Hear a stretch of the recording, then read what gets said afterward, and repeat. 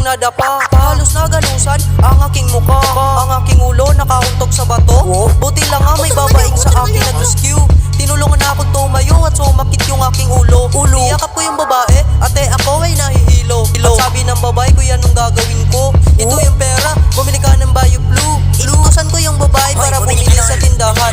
Bumalik agad sa akin dahil kanyang nakalimutan. Sinamahan ko yung babae para bumili. Pagdating sa tindahan, agad ko rin na nilibre. At tao po, pabili pala ng Bio Blue.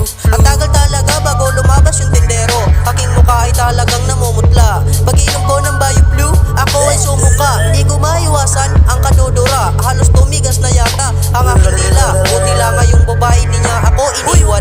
Kung saan ang tindahan ang aming pinuntahan. Ang bala ko sana sa kanila ako tumira. Ay naisip ko pala hindi ko siya kilala. Nangyari lang ito nung ako ay nadapa. Na hanggang ngayon siya pa rin ang aking kinakasama. Ang aking tadhana ay sa aking pagkadapa. Salamat, siya yung babaeng aking nakilala. Siya yung babaeng tumulong sa akin.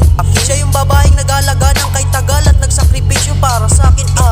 Ilang araw na kaming magkasama. Hinabutan ng isang linggo. Pananakit ng ulo, ako talaga ay nahihilo. Naisipan ng babae na sa bahay nila ako tumira. Noong nagkasakit ako, siya yung nag-aalaga. Siya yung babaeng hindi nagipabaya. Katulad kong may sakit, isang kaawa-awa. Ilang araw akong nakahiga.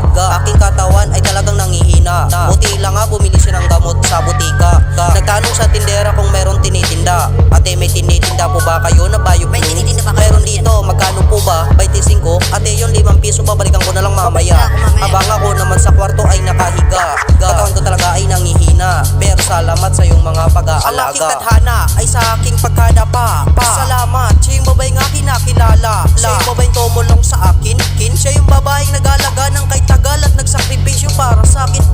Ang aking tadhana ay sa aking pagkadapa. Salamat, siya